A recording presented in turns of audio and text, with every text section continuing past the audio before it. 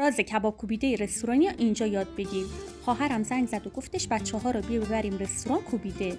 اما من چه کار کردم؟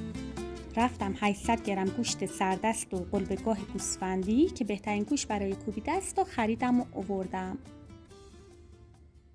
و بعد هم با رنده درشت شروع کردم پیازها رو رنده کردن. و بعد آب پیازها رو گرفتم تا جایی که پیازها خشک نشه. اگه زیاد آبدار بشه ممکنه که کبابا از سیخ بریزه. و بعد از 2 ساعت که توی یخچال گذاشتم واسه اینکه تلخیش گرفته بشه، بیرون آوردم و به گوشتم اضافه کردم و شروع کردم دوباره به ورز دادن.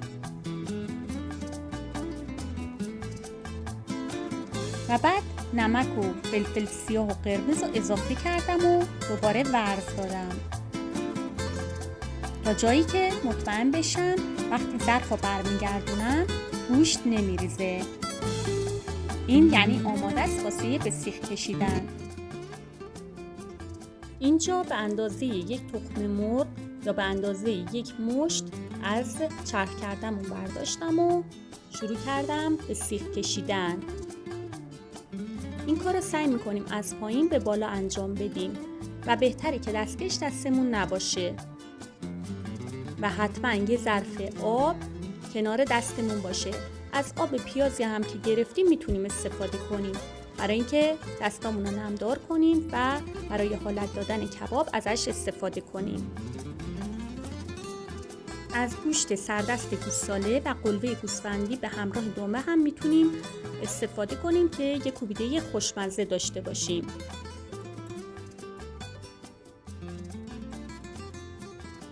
دوباره به اندازه 1 مشت برمی‌داریم و به سیخ میکشیم. از پایین به بالا شروع میکنیم به حالت دادن و با انگشت شستمون حالتش میدیم و در آخرم میتونیم به صورت قیچی این کار را انجام بدیم. زغال‌ها رو آماده میکنیم. توی دقیقه اول باید زغال‌ها حرارت بالایی داشته باشه و بعد هم شروع میکنیم توی 1 دقیقه اول مرتب سیخ‌ها رو چرخوندن. این کار باعث میشه که یه طرفش نیمپز نمونه و یه طرفش نپخته و باعث سنگینی بشه و کبابمون بریزه. در کل راز این که کباب نریزه همینه.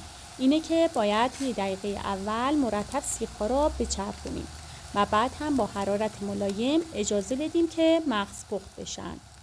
دوستای عزیزم، برای اینکه ترفندهای آشپزی رو توی ویدیوهای بعدی از دست ندین، سابسکرایب یادتون نره.